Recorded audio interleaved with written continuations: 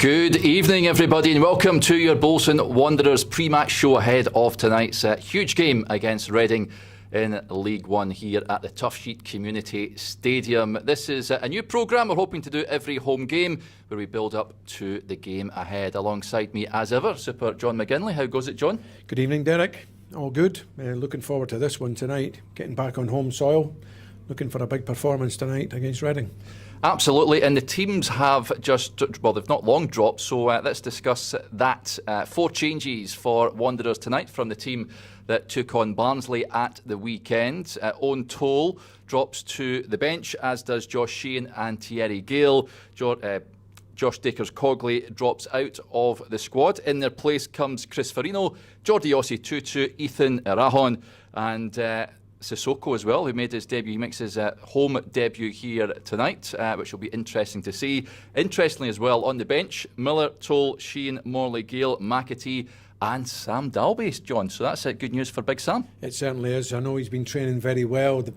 Obviously the management team have been impressed with him, and good to see him tonight. It'll give everybody a buzz, won't it? Absolutely will. What do you make of the 4 changes in all tonight? Of course, no Josh Dakers-Cogley. Took a sore one at the weekend in that game. Of course, the lad gets sent off as well. A second yellow card for Yoga Nathan. I think it was a deserved second yellow. And Owen Toll dropping down to the bench. Of course, George Johnson taking the armband tonight. Well, I think first and foremost, Dakers-Cogley, I think, as you said, he picked up a knock on Saturday. I think he did very well to run it off initially. It looked like he was going to have to come off, but I think that's probably took its toll on him tonight, and that's the reason he's not in the squad. I think Owen Toll has picked up a slight knock, so rather than risk him, he's on the bench. But no, I mean, listen, all these guys have played together before, so it's no big issue. Jordi Osei-Tutu comes in at right fullback. Max Conway's playing out his skin at left full-back, and George Johnson and Farino have both played together before in the centre, so yeah, no big issues there. You spoke to Max, of course, after that game at the weekend. He's a very grounded young lad, isn't he? But he's certainly taken his opportunities already this season. I've been really impressed with him, Derek. I think he's got better and better each match he's played. He's got a confidence, he's good going forward.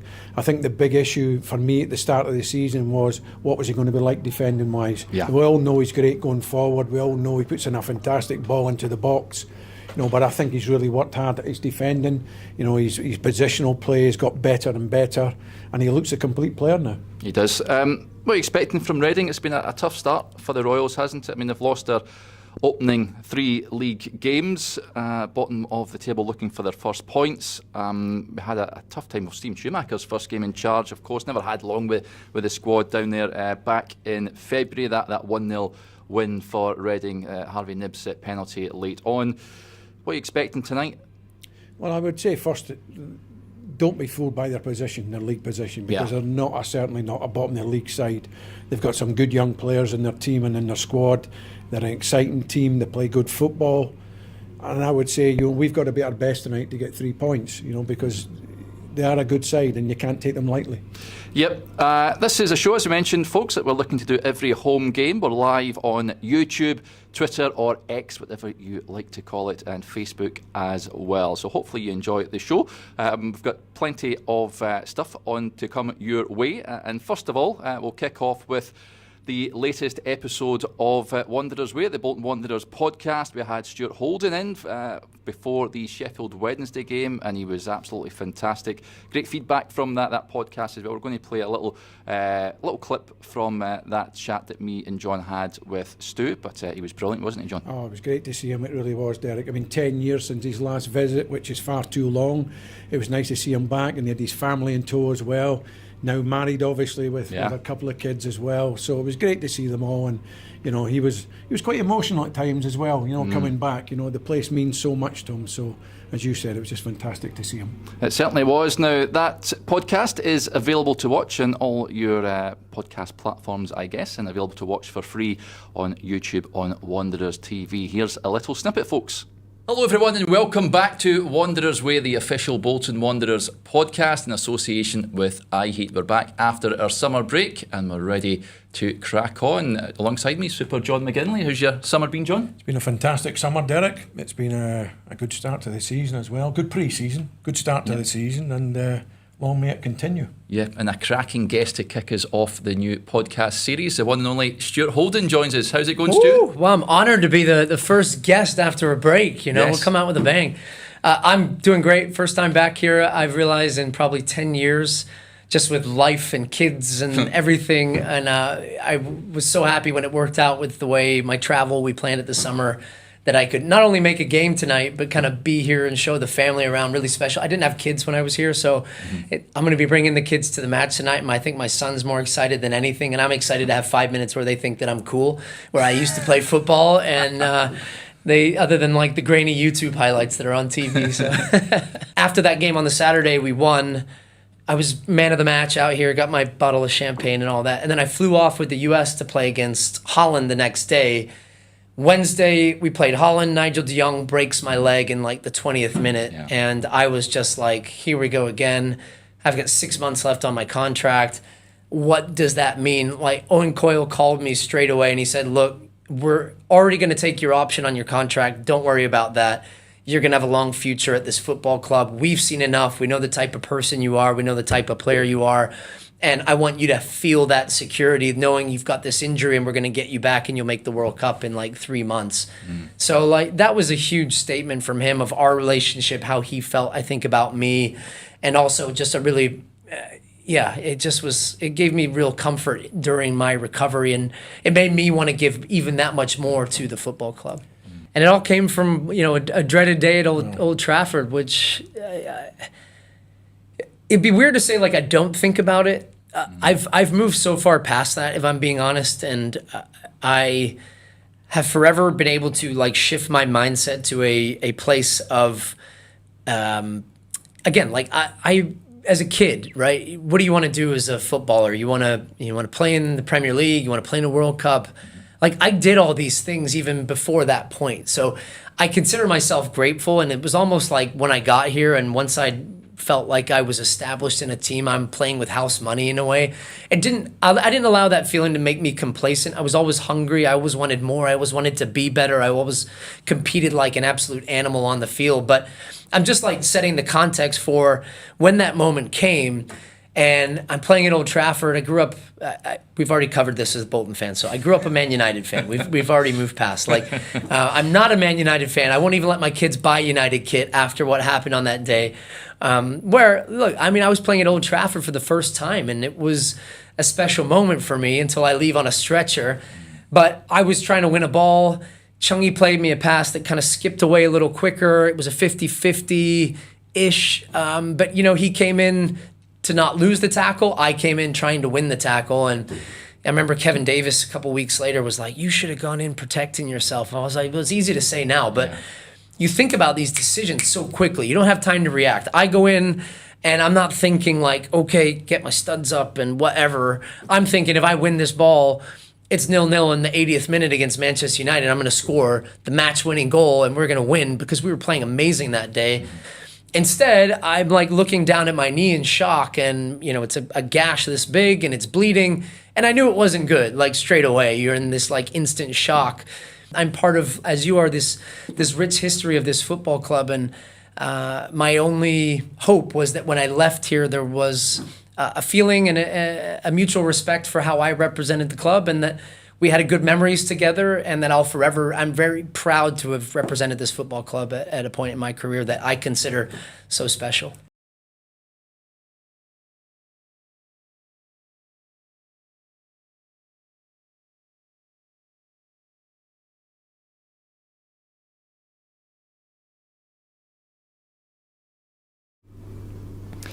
Stuart Holden there, what a guest he was. And there'll be plenty more Wanderers players sitting across from myself and John over the course of this season. So keep your eyes peeled on the YouTube channel, folks, for the latest instalment of Wanderers Way. Right, let's look back on the game at the weekend. 4 points from the opening 3 games, John. A point apiece at Oakwell on Saturday. John McAtee getting a goal against his former club. It was a real scrappy old game, wasn't it? A hard-fought contest. Of course, mentioned earlier on that the young lad getting sent off for that tackle on Josh Dacres-Cogley. What did you make of the game overall?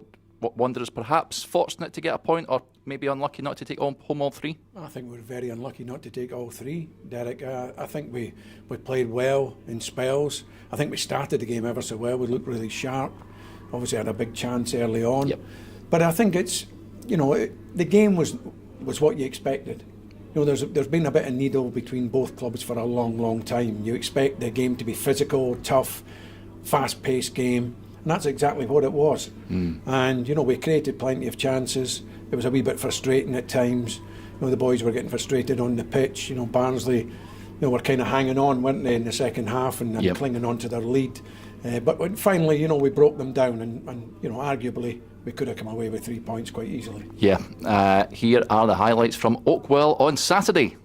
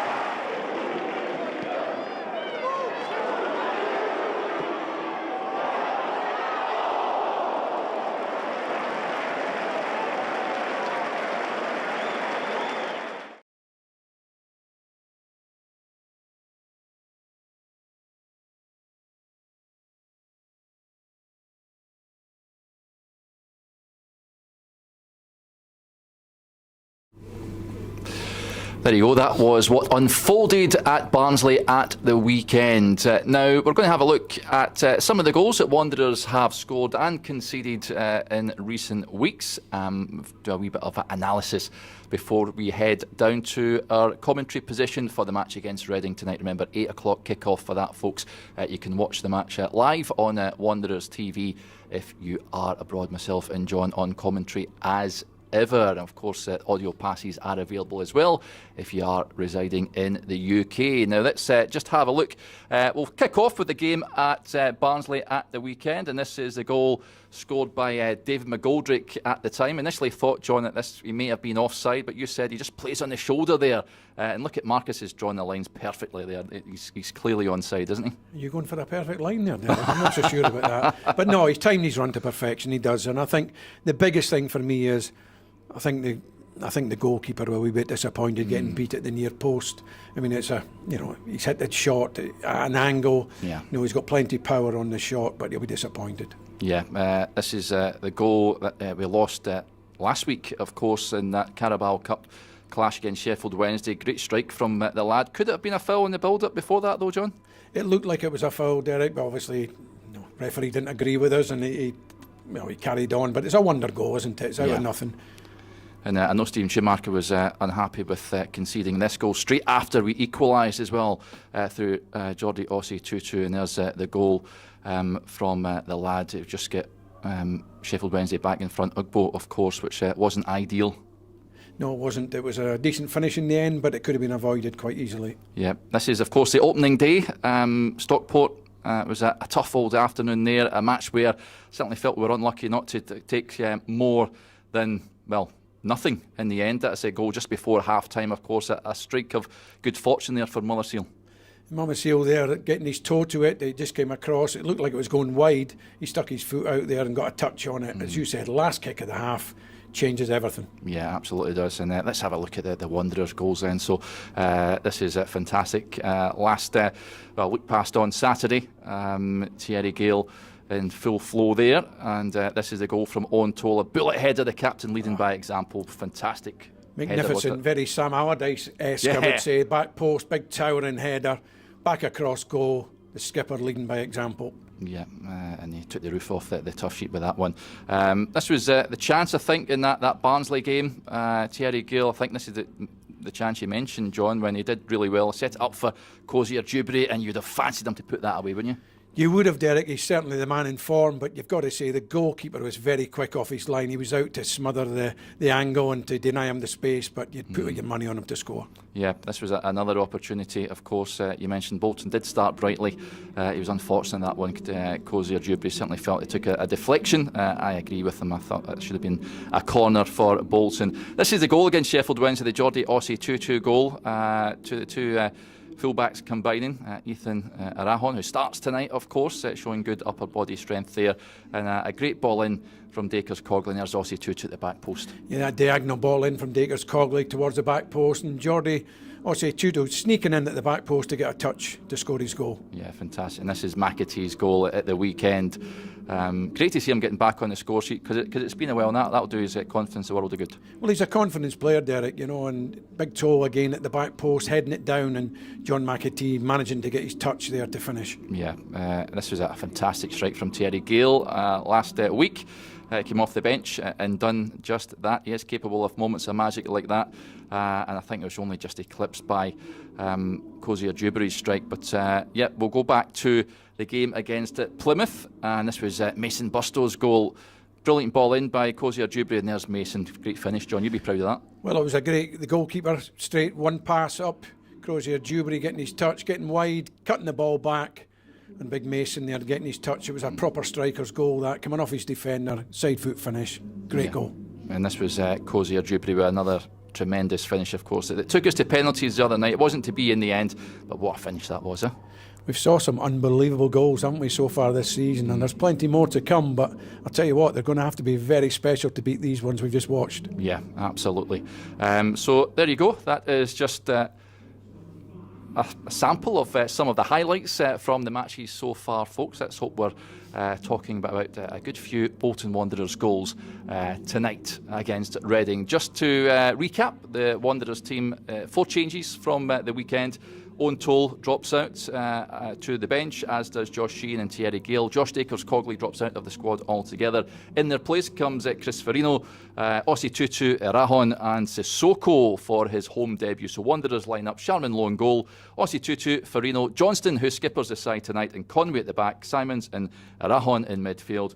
Cozier, Dewberry, Randall and Sissoko supporting Mason Bustow up top. And on the bench for the Whites tonight, Miller, Toll, Sheehan, Morley, Gale, McAtee and big Sam Dalby. Confident they can get a result tonight, John? I am confident, Derek. Again, I think we've got to give respect to Reading. Don't be fooled by their position, as I said previously, but I'm quite confident that if we play as we know we can play, we'll get 3 points. But good to see Sissoko. I thought he came on against Barnsley and he really impressed. Quick feet. He put some decent balls into the box. He looked like he's a handful. And also Ethan Arahon there, he's been patient, hasn't he? He had to wait his chance, and he gets that tonight, so let's hope he takes it with both hands. Yeah, absolutely. And big week as well, of course, 2 home matches, not only tonight, but on Saturday we welcome Lincoln to the tough sheet, so it's a chance to really put some points on the board. And just looking at the league table, Stevenage leading the way so far, John.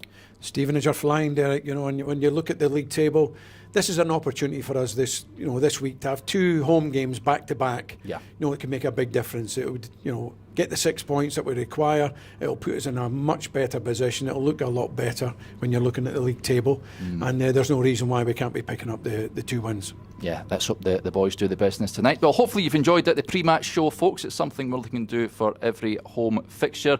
So we'll have it the same again this coming Saturday as well. But make sure you're tuned in to Wanderers TV tonight for full match commentary of Bolton Wanderers against Reading. Bye for now. Bye.